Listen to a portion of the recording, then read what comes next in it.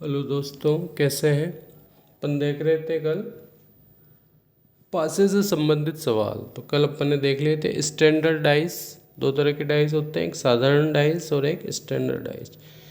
Standard dice में क्या होता है कि इसमें जो अंक होते हैं उनके अगल बगल का जो योग है वो साथ नहीं होगा। जब योग साथ नहीं होगा तो जैसे जो मान पूछा गया है उन दोनों का योग साथ होगा। कल अपन ने देख लिए थे। अब अपन देखेंगे साधारण पासे से संबंधित सवाल।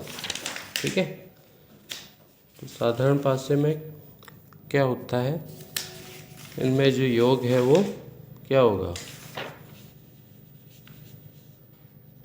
साथ आएगा।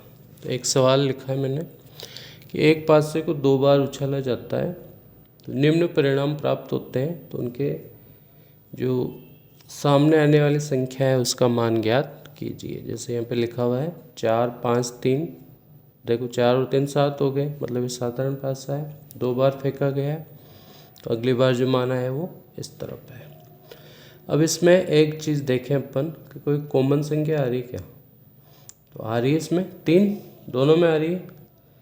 3 इसमें भी आ रही, 3 इसमें भी आ रही। अब इसको अपन क्लॉक वाइज जो मान है वो लिख देंगे। तो 3 के बाद में क्या आया 5, 5 के बाद क्या आया 4। इसी तरह इसमें क्या आया 3 के बाद 6 और 2। कौन सा मान बचा जो इनमें नहीं आ रहा 1। 3 के विपरीत क्या आ जाएगा 1, और ये आपस में एक दूसरे के विपरीत आ जाएंगे।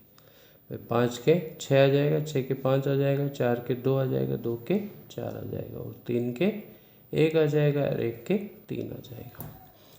तो अब इसके आधार पे अपन आसानी से हल कर सकते हैं कि 3 के सामने कौन सी संख्या होगी। यहाँ से देखें 1।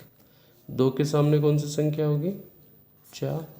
5 के सामने कौन सी संख्या होगी 6। 1 के सामने कौन सी होगी 3। 4 के सामने कौन सी होगी 2। 6 के सामने कौन सी होगी 5, है ना। ये ट्रिक पकड़ के आप आसानी से इन सवालों के जवाब दे सकते हैं। ये अपन बात कर दी अपन ने साधारण पासे की।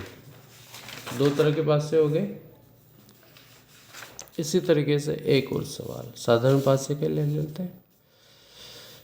ये वही साधारण पासा है ना। 4 और 3 7 आ गए, किसी में भी आ गए। एक पासे को दो बार उछाला जाता है ये कहा जाएगा। तो ये कह रहा है कि इसमें 1 और 3, 1 और 3 दो बार आ रहा है ना। 1 3 1 3। तो इसमें क्या बच रहा है 4 और 5। तो ये 4 और 5 तो एक दूसरे के क्या हो जाएंगे, सामने आ जाएंगे।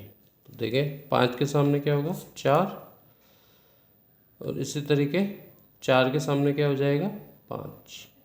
ये तो हो गया कंप्लीट। अब देखें 1 और 3 के खिलाफ बचा है ना। तो देखें 1 के सामने